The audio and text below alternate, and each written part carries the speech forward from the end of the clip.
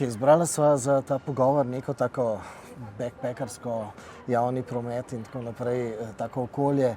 A je to nekaj takega, kar v bistvu redno piješ kavo tako na železniških postajah? Ja, na velikih železniških postajah že po vsem svetu sem pil kavo ali pa še kaj drugega.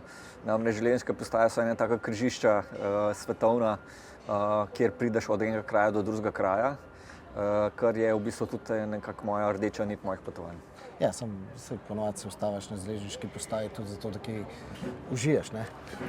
Ja, seveda, ne. Tle sem začel marsikatero svojo pot, kot na primer pot do Papue Nove Gvineje. Sem ravno začel na tej železniški postaji, pot v Afriko, tudi sem začel na tej železniški postaji. In konec koncev tudi mnoge poti po Evropi. Ker si mi vprašal, kaj zaužijem, tle se spomnim, da sem prvič in zadnjič v življenju zaužil mesni burek. Predno sem šel na pot v Azijo in se ni obnesel, da bi ga obdržal v svojem meniju. Ok, ampak da se znamo zdaj predstavljati. Zdaj, ponovadi ljudje, ki gremo potovati, gremo na letališče pa odletimo, ne? Ti, čeprav razumem, moraš iti lepo po kopnem. Jaz rad vlečem črte, namreč meni se zdi, vedno mi je bilo tako, sploh ko sem bil mlajši, je bil avion predrag, da bi kam šel. Potem pa me je toliko potegnilo to, da mene zanima, kako priti po kopnem, se pravi po tleh, na neko Kitajsko, na neko Japonsko. Lahko bi šel z avionom, ampak mene zanima vsak kilometer, kako se spreminja in narava, in družba, in sistem, in kultura, in rase, geografija, geologija, ker me zanima, kako se do tja pride, ker se mi zdi prelahko, preveč razvajeno, da bi sam frčal.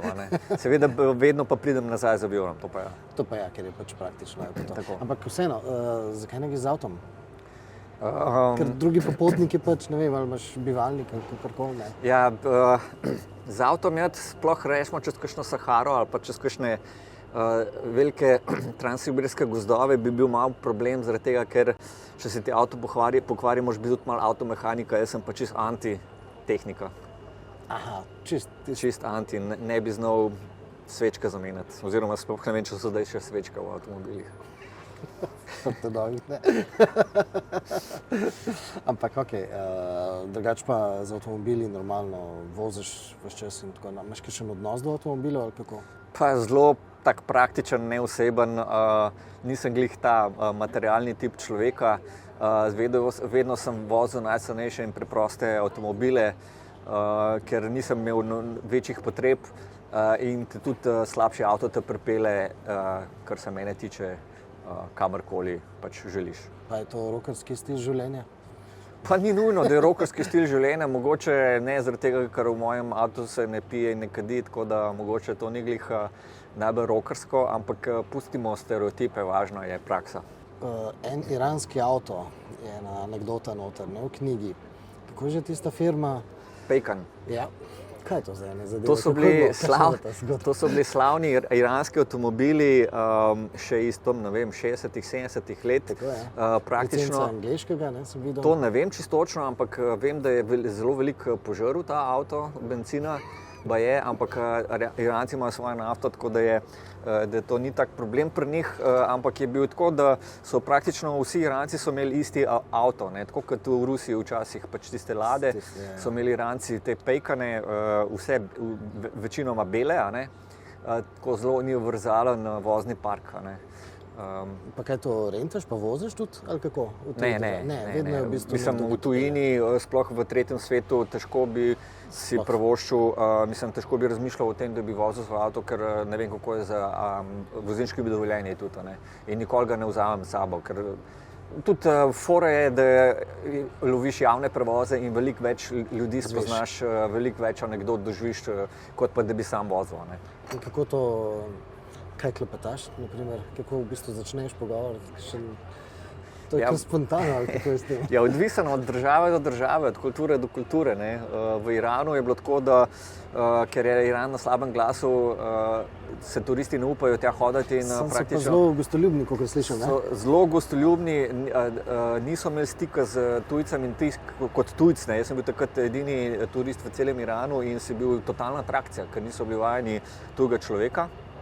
In to so se ustavljali, se pogovarjali z mano, hoteli peljati na pijačo, plačati večerjo, k sebi domov. In to vsak na ulici, ki ga srečaš, te povabi k sebi domov. In to je že tako nenavadno za nas, za našo kulturo, da ti je že sumljivo, ne veš, kva hoče od tebe. Ne? V resnici je pa to samo gostoljubnost. Se pravi, kako pa veš, da je v bistvu, a ni potem tako, da najprej zgleda vse gostoljubno, potem pa kakšna caka na koncu? V Iranu ne. Take cake so v Indiji recimo, ali pa recimo v kakšni Afriki pa tako naprej. V Iranu pa ne. Tam so pa res niso toliko pokvarjeni oziroma niso še toliko skomercializirani, saj takrat niso bili in so bile blazno dobre izkušnje. Tudi, ne vem, sva se pustila s tem frendom, ki so bila speljati na pijačo recimo, a pa na hrano, ampak ni šans, da bi mi dva plačala ali pa kaj. Tako da smo izkusili to, da ni nič v ozadju, ampak ni nobene preračunljivosti, ampak dejansko njihov etos, ki so ponosni in veseli, da nekdo pride k njim v goste. Kaj, in v Indiji je pa drugače to? Ja, v Indiji pa to meč... pa potem... V Indiji te pa tudi vsi vabijo, ampak z računico v ozadju.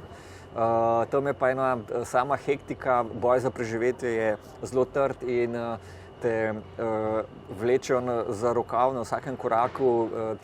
Turist tam pomeni, kot oni ga vidijo kot potujočo blagajno in sam preračunavajo, kako bi iz tebe zvlekli. In to na res take podle fore, prav tako z manipulacijo in z lažmi in tako naprej. Tako da tam je pa malo bolj tako dvomljivo. No. Kaj še napotek, kako se znajdete v takih situacijah? Ja, mogoče prvič, ko greš v Indijo, je zelo velik kulturni šok, ker te vse to ujame nepripravljenega. In jaz, ko sem šel ven iz Indije, ker tega res stalno na pretek tega teženja, sem rekel, Indija me nikoli več ne vidijo. Ne. Ampak je pa toliko fotogenična, pa toliko v bistvu barvita, da že 14 dni kasneje sem rekel, jaz bi še šel v Indijo, ampak zdaj vem, kako handlati z temi ljudmi. Moraš biti samo trden in odločen, da ne nasedaš in da jim daš vedeti, da ne nasedaš na njihove fore. Takoj? Takoj. Sam potem ne moreš imeti debate z njimi? Lahko, zaradi tega, ker oni ne odnehajo, to je pa njihova lastnost. Ne. To, če jim rečeš ne, oni ne razumejo in kar še težijo naprej in bodo šli na vse ali nič, samo da bodo izvlekli iz tebe. Večina ljudi, ne, so bili tudi kakšni redki, ki niso hoteli, ker mi niso težili. Ne, ampak tudi, če rečeš ne, se lahko razvije debata. Ne. Mogoče še bolj iskrena. Kitajska? Kakšne druge države? Ja, pri Kitajski je bilo pa tako, da saj takrat, jaz sem bil, to je bilo 30 let nazaj, sem bil ta prvič na Kitajskem in je bil še ta sivi socializem, en sam srednji delovni razred, še pred to industrijsko oziroma tehnološko revolucijo. In tam je bil recimo, ne vem, tak vlak, ki smo ga imeli mi pred 30 leti, je bil tudi tam najmodernejši takrat. Bil je bolj problem komunikacija z ljudmi, ker nihče praktično ni govoril angleško in njihov pristop, njihovo obnašanje je precej drugačno od našega v smislu, da ne znaš razbrati iz njihovih kretanj, iz njihove telesne govorice, kaj si mislijo. In je bilo kar težko komunicirati z njimi in dostikrat nisem vedel, pri čem sem. Sem danes je drugačne. Vrnil sem se na Kitajsko predlani. Viden je seveda ta tehnološki napredek, to so zdaj ti ultramoderni vlaki, vozni park in tako naprej. Precej bolj dostopna je Kitajska ratala, precej bolj tudi mladi, čeprav imajo težave z angleščino, se trudijo nekako tudi stopiti v stik z tujcem. Tudi jaz sem jim prišel nasprot, ker se učim kitajsko. Ne. Aha, celo to. Wow. Ja, sicer pač ne veliko, samo toliko, da znam v kitajski restauraciji naročiti pač kakšno jedo, pijačo. No, ampak je precej lažje, tako da mislim, da se Kitajska odpira in da je zna biti zelo prijetna dežela, tako da se bom z veseljem mogoče celo letos vrnil tja. Kaj pa te aplikacije za prevode, pa te zadeve, to je zdaj nekaj, kar v bistvu redno uporabljaš? Ja, seveda, zdaj velika razlika je potovati bilo 30 let nazaj, ko ni bilo interneta, ni bilo pametne tehnologije. Imel si rolni plen, če si ga imel, jaz ga nisem imel. Edino, kar nisi vedel, koliko je danes, ker praktično vsako ulico na svetu že lahko poguglaš, nisi vedel, kam greš, nisi imel dovolj informacij, nisi vedel, kako izgledajo stvari, kaj tam pričakovati. Edino, kar sem imel, je bil iz Atlasa za srednje šole, iz trga na Azija in tako sem videl, kam je treba iti. Ni bilo plačilnih teh kartic, bili so potovalni čeki, ki jih si mogel unovčiti v vsakem kraju in tako naprej. Tako da danes je pa to praktično z temi aplikacijami precej lažje. Ampak je pa en drug catch, je pa fora v tem, da včasih si recimo prišel nekam na železniško postajo, si šel po karto in si šel na vlak. Zdaj pa, ker so te aplikacije, pa lahko prej že vse razprodano, ker vsi že prek rezervirajo in ti prideš in lahko staneš brez. Tako da je, hočeš nočeš si primoran pasti v ta sistem. Tudi Airbnb recimo na začetku je bilo še fajn, ker si dejansko bil pri ljudeh doma in si se spoznal z njihovo kulturo. Zdaj pa tako že rato zelo neoseben, da ti praktično ne srečaš tega človeka, ampak je vse odtipkaš na, tako da je zelo, predvsem manj osebno je vse skupaj ratalo potovanje. Ampak takrat v starih časih, ko si potoval samo s tistim zemljevidom iz Atlasa, a si imel občutek, da kaj zamujaš? Ker mogoče nisi zvedel, da mogoče za enim ovinkom je pa ena stvar, ki bi jo pa želel videti. Oziroma tudi, kako se sploh omejiš na potovanju, v bistvu, ko greš to, da se pač preprosto prepustiš? Ja, zdaj, kakor imaš časa, ne? Če imaš veliko časa, tako kot recimo 2 meseca, ki sem jaz imel, ko sem šel v Afriko, po kopnem preko Sahare in sem prišel do Gambije, sem bil toliko fleksibilen, da sem se sproti plan urejal in se je zgodilo tako, da sem po naključjih prišel do recimo, ne vem, v Gambijo, v neko vasico, tam, kjer ni turizma, kjer so one slamnate kolibe, ni elektrike, niso videli belega človeka že 2 leti in so me sprejeli. In tam tisto kulturo spoznati in jo ponotranjiti, ki je pa res pristna. To ni neki turističen kraj, ampak je dejansko si med domorodci, ki živijo še vedno po starih animističnih navadah. In tam smo preganjali čarovnice po noč, ki rade žrejo otroke z obrezanimi penisi in take zadeve. Recimo, in tako prideš recimo, do teh pristnih zadev. Tudi lani, recimo, točno 1 let nazaj, odkar sem bil v Tanzaniji, sem bil pri Masajih. In sicer tako, da je tip prišel po mene z mopedom na cesto, na glavno cesto in potem je peljal k sebi domov. Ampak to je 70 km bilo. Z mopedom si predstavljal, jaz ruzak na rami, težek, savana, ni cest, ni luči, mrak je že bil, 70 km, 2 ure pa pol so se vozila, vidiš zebre, slišiš hijene, tako da jaz sem sam tiste 2 ure, a bova midva sploh prišla živa v tisto vasico in sva prišla in tam so me sprejeli in sem potem živel pri njih, pri teh Masajih par dni in sem se imel prav dobro. Pa se ena Slovenka ima en kemp tam dol nekje pri Masajih. Se pravi, to, kako v bistvu navežeš stik sploh s temi Masaji? To niso take turistične, ne? Ne, to so daleč od turistične. Jaz sem nekako preko interneta skušal dobiti stik z Masaji. Zdaj, nekateri Masaji so že na internetu in sem se dogovarjal z enim, ki sprejema tujce, ampak se niso mogla ujeti v komunikaciji, niso zanesljivi. In jaz pojamram to, ko sem bil na safariju, pojamram v kempu enemu postreščku, da imam težave z Masaji, da jih ne morem poklicati. Pa prav, sej jaz sem Masaj, zakaj ne greš k nam domov? Wow. Sem rekel, kam, kje pa ste? Prav tam v savani nekje so moji, veš, ne sem rekel, dobro, ti nisi Masaj. Je rekel, ne, tle sem v uniformi, ker pač sem, ker delam, ampak je rekel, se bom jaz zmenil, pokliče on brata in sva se zmenila, da ko se vračamo s safarija, da me on počaka, da me pride iskat na cesto, točno sva se zmenila, kje me počaka, tako da taka naključa, recimo. Ok, se pravi, treba biti samo odprt. Ja. Ok. Pa strah pa to ni nič? Ja, strah je bil Mora biti malo, ne? Ne, mislim, niti ne, zdaj ne več. Zdaj razumem, kako gre, zakaj gre. Strah me je bilo ta prvič, ko sem šel tlele iz te železniške postaje, ko sem bil 124 let, ko sem šel po kopnem proti Hongkongu. Takrat je bilo, ker greš prvič od doma, ker si 124 let, nimaš izkušenj, ne veš, kaj te čaka, tak svet in tako naprej. Tako da takrat sem cikl, zaradi tega nisem sam hotel jeti, zato sem imel družbo s sabo. Ampak se je vmes zgodilo, da smo se zgubili, ker ni bilo interneta in ni bilo nobenih poznavanj. Če si se zgubil, se nisi več našel. In to se je meni zgodilo in sem sam ostal sredi Indije. In to kar velika preizkušnja za živce, za psiho, ampak ko sem se pa navadil, od takrat naprej sem še sam potujem.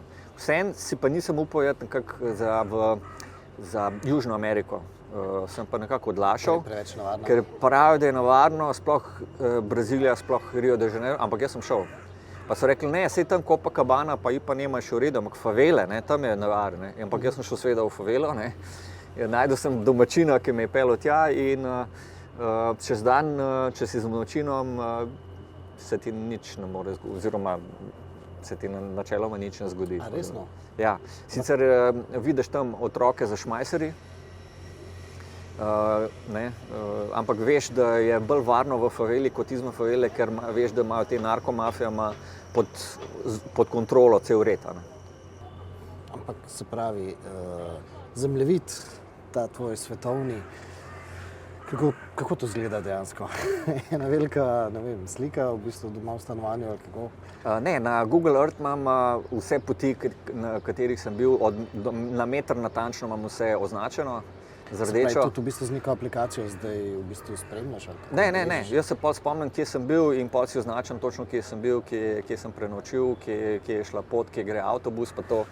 In sem si narisal na Google Earth vse te poti, tako je ena taka mreža hobotenca rdečih poti po celem svetu, razpršeno. Upam, da bo nekoč sklenjena, to mi je nekako cilj, da se pravi, da bomo obiskali vse države na svetu in povezali vse to v eno samo linijo. Se pravi, naslednja varianta je, Japonska, sva rekla, in potem je čez Havaje. Ja, to bo težko, zaradi tega, ker tam, mislim, tam ni glih nekih poti čez Ameriko, ampak ne, Ameriko sem se lotil iz druge strani, grem pa iz vzhodne obale proti zahodni in zdaj sem prišel do, recimo, prva etapa je bila do Teksasa, se pravi vzhodna polovica, se pravi naslednjič bom letel v Teksas in naprej. Takrat bom pa res verjetno šel z avtom, s kakšnim starim Cadillacom ali pa kaj, tam čez Arizono, pa to pa malo bolj filmsko, to pa treba, mislim, da je. Razumem. Ampak greva zdaj v bistvu prav na tisto avtomatiko, ker sem želel bi kaj izvedeti v bistvu, kaj se lahko mi od teh potovanj tukaj v Sloveniji naučimo. Kaj recimo? Od mojih potovanj? Ja. Od ljudi, od navad, od mobilnostnih navad, kaj bi dejansko morali spremeniti? Drugačne prometne znake? Jaz pravim tako, da ljudje preden potujemo, ali pa ljudje, ki ne potujejo, imamo zelo take, bom jaz rekel temu, dvodimenzionalno predstavo o svetu, se pravi iz ekranov, iz knjig, iz atlasov in tako naprej. Popolnoma drugačna izkušnja je pa, ko ti greš dejansko v 3D, se pravi, ko greš ti v čas in prostor tja in imaš te osebne izkušnje. Naše predstave so zelo sestavljene iz predsodkov in stereotipov, ki jih imamo v določenih državah. In potem, ko potuješ skozi te države in ko imaš dejansko stik z njimi, vidiš, kako se ti rušijo te predstave o svetu in dobivaš in se ti na novo postavljajo. Tudi spoznave drugih kultur, kulturni šoki, recimo to mene najbolj navdihuje, zaradi tega, ker se vedno sprašujem, kaj je tisto, kar nas šokira v drugi kulturi, zakaj so tako drugačni, zakaj se nam zdijo tako drugačni, zakaj jih tako težko razumemo. In sem prišel do enega zaključka, da zdaj, če odmislimo vero in politiko, ki vsakokrat ugrabta ta etos, pridemo do enostavnega vprašanja, da se razlikujemo v tem, kaj je za nekoga spodobno in kaj ne v neki kulturi. Se pravi, kaj se spodobi in kaj se ne spodobi. Že recimo, kar se tiče oblačenja, naju recimo niso spustili v Iran, ker so bila v kratkih hlačah, ker so v Iranu ne samo, da se ne spodobi imeti kratkih hlač, ampak so zakonsko prepovedane. Pol recimo, ne vem, No, tega ne bi pripeljal v Slovenijo, ne? Že recimo vsa ta dilema okrog zakrivanja žensk, ne, v muslimanskem svetu, ki mi mislimo takoj, ta naš stereotip, predsodek je, to je nasilje nad ženskami. Ne. Stvari so precej bolj kompleksne od teh naših predsodkov. Ne. Ni tako, da je to samo po sebi, da je to nasilje nad ženskami, ampak je spet, kaj se spodobi in kaj ne. One, tako kot mi, tako kot so pri nas ženske, morajo biti zakrite. Dojke morajo biti zakrite. Bradavičke morajo biti zakrite. Ne? Moški ne. Zelo podoben princip je kot v muslimanskem svetu zakrivanje obraza ali pa lasišča ali pa vratu, ker namreč vrat in lasišče so pri njih tretirani kot erogene cone. Tako kot pri nas dojke in tako naprej. Ja. In zaradi tega jih oni zakrivajo. Tako da je stvar malo bolj kompleksna, kot pa mi mislimo takole na prvo žogo. Presenečen predvsem zaradi tega, ker sem mislil, da jaz pa imam občutek, da potem, ko ljudi bolj spoznaš v tujini, vidiš, da smo na koncu vsi dobri, prijazni, v bistvu, da se zelo enostavno nekako povežemo med sabo. Ne? Odvisen od karakterja človeka. Verjetno, če ti prideš nekam nasikan, pa to, ne, pa da si zahteven, pa da težiš ljudem, seveda ne boš naletel na dober odziv. Ne. Ampak to je v vsaki kulturi, to je tudi pri nas. Bolj bi izpostavil to, ne, da ko spoznavaš druge kulture, da se ti tudi lastna kultura se ti postavi v ogledalo in se sprašuješ, kje smo pa zdaj mi. Ne. Ravno tako, na primeru teh zakrivanja dojk, zakrivanja obraza, pa to, ne, ta razlika med krščanskim in muslimanskim svetom, vidiš, da smo da v resnici nismo tako daleč v svoji, bom rekel, omejenosti drug od drugega. Tako je. Ampak vseeno, če pogledamo na sploh mobilnost pa te zadeve, ne? Se pravi, v Indiji definitivno v bistvu si verjetno doživel ta prometni šok, ne? Ampak se od tega prometnega šoka lahko mi kaj naučimo tukaj v Sloveniji.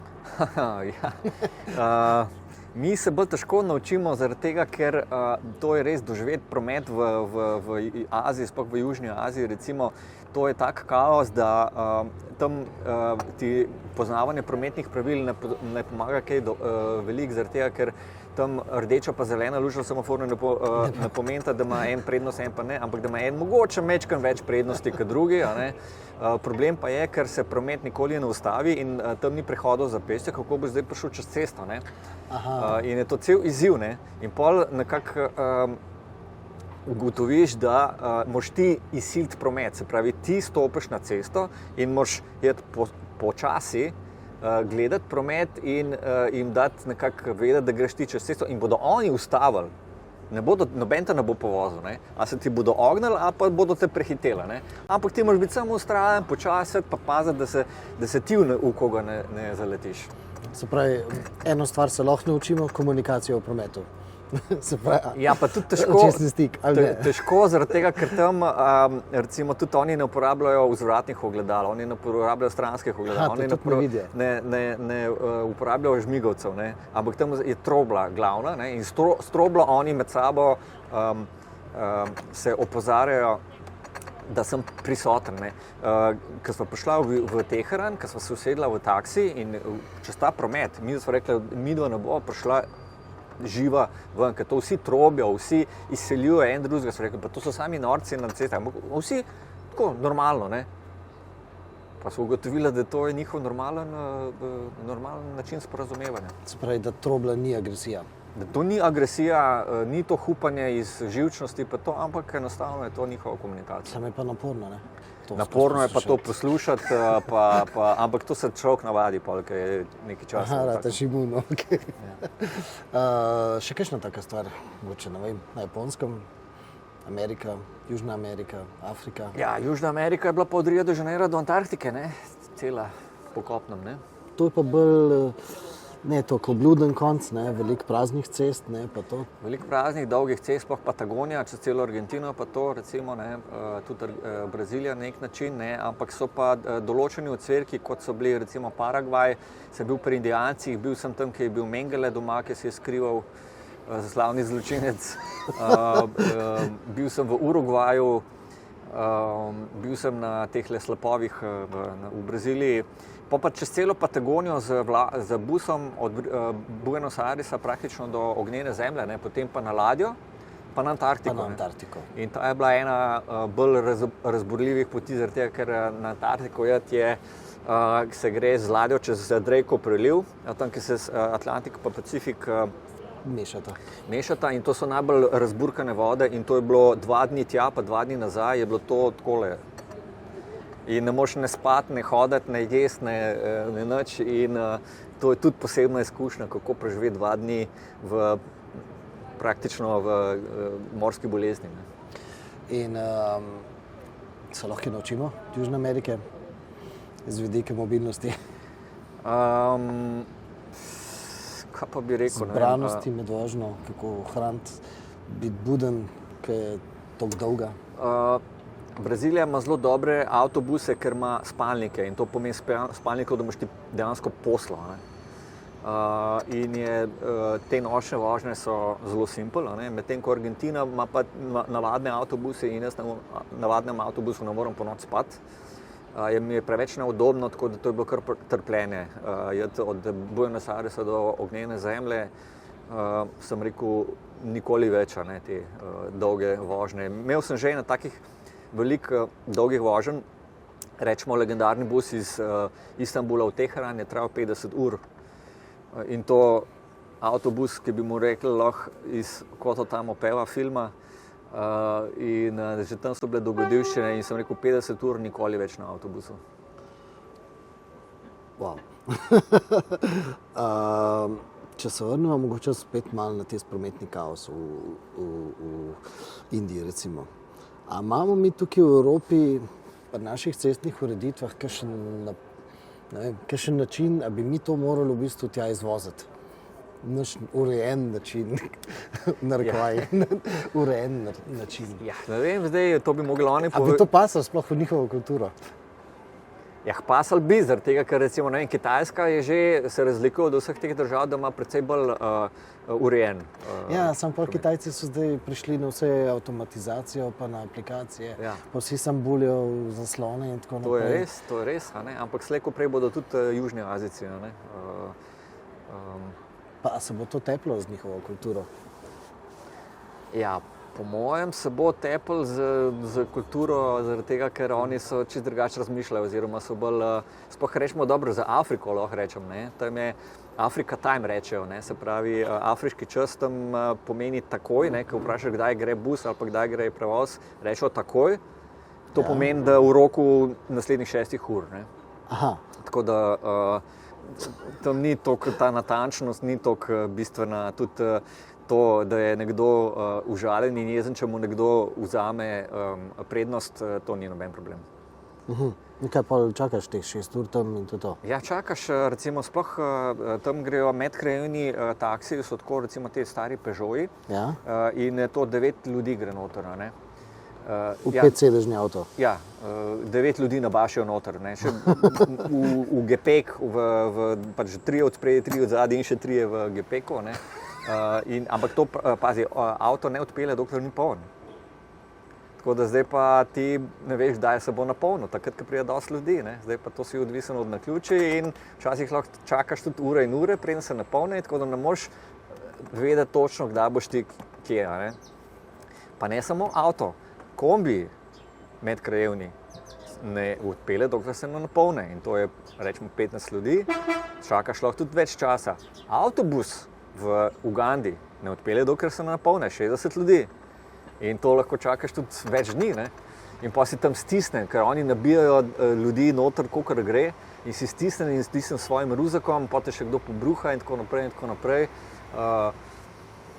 Avantura. In kaj počneš tisti čas, ko čakaš? Ždiš tam in to je to? Ja, ždiš tam in to je to. Mal si živčen, mal si imamo že vsega poln kufer, mal si lačen, žejen, neprespan, na živce ti grejo vsi ljudje, vsak hoče nekaj se pogovarjati s tabo, se so lahko prijazni. Tebi gre na živce, ko hočeš priti čim prej tja, in ne veš, da boš prišel. In zdaj, če si rezerviral preko Airbnb-a, ti bo propadlo prenočišče in tako naprej in tako naprej. Ni simpel, Še danes. Ja. Okay. Kakšna evropska zgodbica? Ja, evropska zgodbica je pa, če smo že pri avtomobilizmu, ne, jaz sem gledal zemljevid Evrope, vedno sem si ga ogledal in sem videl, da tale cesta iz Ljubljane gre preko Avstrije, Nemčije, ne, imamo avtoceste, Danska. Pa sem rekel, ajde, da vidimo, do kam pride ta cesta, kje se konča. In sem videl, da se konča v ruskem delu Skandinavije, se pravi tam arktični krog. Cesta gre do vasice in sem pogledal, kako je ime te vasice. Lovozero se reče.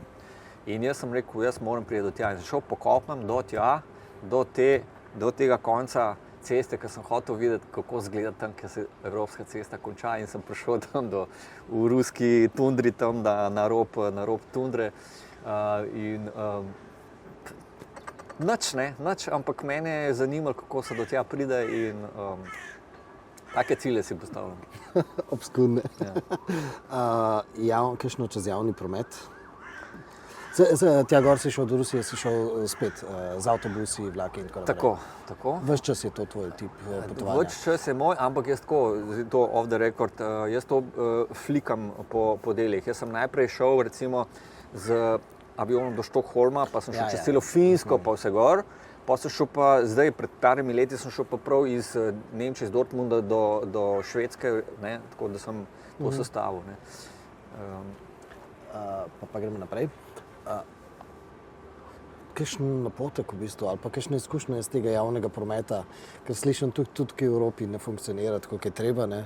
Verjetno tudi kje drugje tudi ne funkcionira, tudi v razvitih zadevah. Pravzaprav ne toliko v Evropi, najbolj sem razočaran nad Ameriko, ker tam pa javni promet res ne štima, oziroma je tako kaotičen, tako letalski kot železniški oziroma kot avtobusni, in ker je vse v privatnih rokah, ampak je to javni promet tam tretiran kot pocen ali pa ne toliko obljuden način potovanja in so blazen kaos, noben ti noče pomagati, noben ti ne priskoči na pomoč, zamude so, brez opravičil, tako da veliko razočaranje. Kaj bi moral dejansko v Sloveniji, na slovenskih cestah, kaj popraviti? Imaš kakšen napotek? Kakšen predlog? Kaj te je navdušilo, mogoče kakšen koncept? V tujini? Prometni? Čak, da mogo pa malo premisliti, veš, kaj me Ja, recimo, ena hecna zadeva, kar se tiče prometa, sem videl v Burmi, v Mjanmarju, ker namreč tam to je bila angleška kolonija in so vozili po levi. In so bili tudi avtomobili. Se pravi, tako kot v Angliji, ne? Ampak oni so spremenili pred leti prometni režim v desnega. Avti so pa še vedno na levo. In tudi avtobusi. In to pomeni tako, da avtobus pride na avtobusno postajo, mestni avtobus, ne? In na desni strani nima vrat, ima samo na levi in morajo ljudje iti okrog na cesto in vstopati iz une strani, recimo. To so take stvari. Kaj pa kakšna taka pozitivna zadeva, kaj, kar te je mogoče res navdušilo? Kakšna zgodba s taksistom? Ja, taksisti so najbolj prijazni, pa najboljši v arabskem svetu, zdaj, ko sem bil nedavno. Kaj bi rekel? Sem vrtavo v bistvu, če še kaj. Ja, saj dobro, ampak ne, recimo, cel problem je bil ti bi zdaj pozitivno zgodbo. Ne, mislim, lahko tudi, je bilo fajn, kakšno pozitivno. Ne, recimo, cel problem je bil tudi priti čez Saharo, ne, takrat, namreč do konca Maroka je zelo dobro razvejan avtobusni promet. Potem je pa zadnjih 300 km pred mauretansko mejo pa ni bilo več javnega prometa, ker je bila nevarnost napada separatistov. In zato je maroška vojska organizirala konvoj in smo šli v konvoju. Jaz sem se mogel preklopiti, nisem mogel peš, tam ni avtobusov. In sem se pač najdel nekoga, da me je vzel v svoj avto, star francoski avto in Francozi, in smo se preklopili temu konvoju in so nas peljali do meje mauretanske. Potem je pa te nevarnosti ne več, ampak problem je pa, ker se pa cesta konča in je samo še saharska pista. Ampak ni to problem je, ker na naslednjih 300 km pa zaminiranih še iz vojn in so neeksplodirane mine. In zdaj ta cesta malo je, pista malo je ni, malo veter nanese in tako naprej in malo ti zdrsne, zdaj pa ti ne veš, kje boš naletel na mino. Ne? Tako da je bilo zelo, zelo stresno, obstala sva v pesku, smo mogla kopati izpod gum in tako naprej in mrak se je že delal in zdaj odstati sred Sahare brez vode in brez infrastrukture je bilo tudi zelo stresna izkušnja. Ok. Ja, nič. Mogoče še ena, no, tam ne samo to, potem pa sva prišla prek teh minskega polja v Mauretaniji, ampak potem iz mesta Nova Dibu ne vodi nobena cesta več. Zdaj, kako je naprej, ne? Je bil pa edino en vlak, najdaljši vlak na svetu, dvokilometrska kompozicija. Dvokilometrska kompozicija, ampak izključno vagoni za železovo rudo. Aha. Ker pa ni drugih povezav z notranjostjo Mauretanije, so oni dodali še en potniški vagon, ampak to je izgledalo tako, da tam ni klopi, ni ničesar, samo prazen prostor in se ljudi nabaše noter, kolikor gre, vsi na tleh sedijo, po tleh sedijo, ampak oni si kar prižgejo tele gorilnike in tam kuhajo čaj čez celo in to gre vlak, drvi čez tisto Saharo, to je toliko peska, prahu, dizelskih hlapov, gužve, dehidracija, ampak ena najbolj fascinantnih poti na svetu. Koliko časa je to trajalo? To je trajalo cel dan in še pozno v noč. In sred noči si... Koliko kilometrov to? Ja, ne vem, 1800 po mojem, kaj tazgo, 800, 600 mislim, da kilometrov, ampak to te vlak pusti tam v sredi ničesar, to je sred Sahare, par hiše in potem sred noči, ob 3 ponoči, ne. Zdaj pa ni tam mesta, kje boš zdaj prenočil, pa kje boš. Dač se postaviš in najdeš nekoga, že pride nekoga, en z žipom, ga prosiš, a greš lahko z njim, da te pelje do naslednjega mesta in potem sem prišel do mesta in je bilo ura 4 po noč, tam ni bilo hotelov, kaj zdaj narediti, ne? Jaz sem imel pa naprej prevoz, pa šele zjutraj ob 7, ne? Noč in sem razvlekel spalno vrečo sred ulice in sem spal na ulici, ne? 3 ure in me en zbudi, en bradati.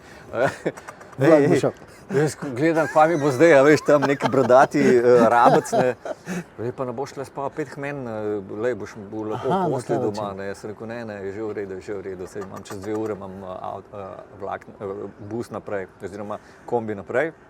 In seveda čez 2 ure tega kombija ni bilo, ne, ker je bilo spet po afriško takoj in ga ni bilo še ure in ure, ne. In pa mi pa šef postaje, ki je postaja zgleda pač ena soba, samo tako brez pohištva, samo tepih, da mi je pustil tam, da sem še malo zadremal, dokler in me je pa zbudil, ko je prevoz res prišel. Wow. Bogatijo take izkušnje?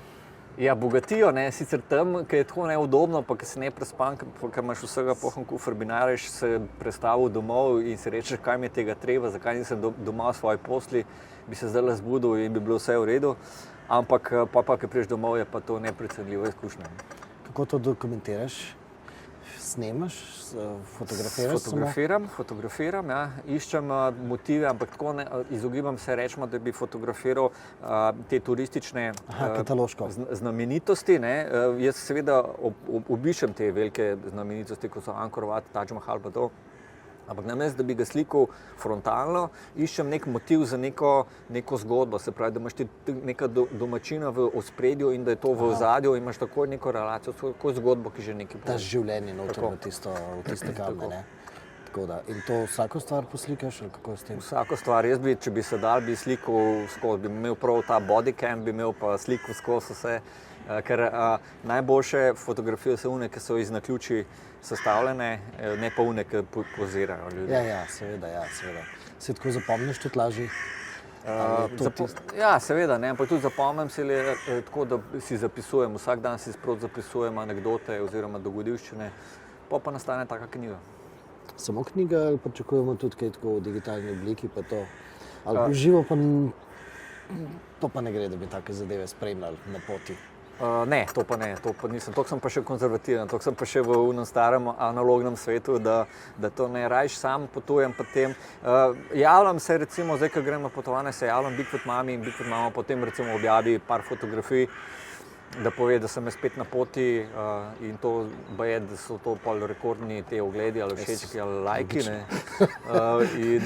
Tako da to ljudem je še vedno fascinantno. Ne, to je zelo, zelo fascinantno, tako da ne vem, glih sicer imam dovolj poguma, da bi šel tudi na take zadeve, sicer tudi jaz rad včasih sam potujem, ampak mislim, da je avto tisto še vedno tisto varno okolje. Avto? Dostikrat, ja, čist tisto. Tudi v tretjem svetu? Mislim, ne. Tam ne. Tam je pač že težko, ampak se mi zdi, da pač avto ti daje eno tisto, da če drugega ne, sem noter skriv na nek način, ne. Ja. Ker vendarle je v bistvu potovati tako, da... Ja, to me zagotovo čaka v ZDA, ko bom zahodni konec, se pravi od Teksasa do Kalifornije, tam bom pa šel z avto, tako pa je precej prostrane dežele so tam za... Mislim, jaz avto smatram tudi tako, da lažje v bistvu grem pogledati, ko me nekaj zamika, ne, se pravi, ne gledam toliko v bistvu navigacijsko napravo, da kam moram iti, ampak če mi je tam cesta všeč, ne, potem bom tja zavil, ne, in se mi zdi, da z avtom sem najbolj fleksibilen, da v bistvu pustim svojemu fircu v bistvu to, da me nekam zapelje, ne. Je pa res, da če greš z javnimi prevozi, se pravi, da se lažje navežeš stik z ljudmi in tudi potem kakšno poznanstvo ali pa ne vem, kakšno nepredvidena pot recimo te potem odnese kam drugam. Ja, kaj moram reči za konec intervjuja? Srečno, ne? Ja, hvala, enako. Tako da pa komaj čakam, da bo ta krog sklenjen. Jaz tudi komaj čakam, imam do konca življenja, imam še kar nekaj časa, tako da cilji so. Ena hitra še vprašanje, čist. Kako pa kitaro pa nič ne pogrešaš na poti? Ne, zaradi tega, ker ko grem jaz na potovanje, ponavadi grem kot na dopust, ne, se pravi, takrat, da se odpočijem od alkohola in rock'n'rolla in tudi kitare, a ne. Tako da mi je to kot dopust, je pa res, da se dostikrat zgodi po naključju, da naletim na kakšne glasbenike ali pa kakšni glasbeniki naletijo name in jaz ne vem, a mi piše na obrazu ali pa, ampak vedno me vprašajo, če sem jaz glasbenik in pa se zgodi, da tudi kaj skupaj zaigramo. En jam pa to tako. To se mi na Kubi se mi je to dogajalo, da so me kar povabili zraven in smo skupaj igrali na terasi in pač jazz band. Špica. Bas ali kitaro? Bas, kitaro, ne, kontrabas so mi dali. Wow. Jaz ne vem kaj, jaz sem prišel tja v nek kafič, se pravi na neko teraso, pojesti lepo, ne, pa veliko ljudi je bilo pa tako, ne. In band igra in kar naenkrat mene zagledal in mi rečejo, a si ti glasbenik? Pa jaz tako, ja sem, ne, ampak ne, kaj igraš, ne? Sem rekel, bas kitaro, ne, prid boš zaigral, ne, sem rekel, ne, vi imate kontrabas, ne, boš. In potem sem šel gor in sem rekel, kam bo pa igrali?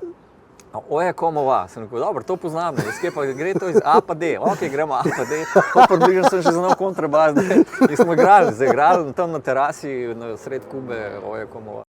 Čim več takih krasnih izkušenj, tako da pa srečno, no pa še kakšno slikco pošelj, tako da bomo lahko lajke nabijali, ne. Hvala, z veseljem. Tako da, super.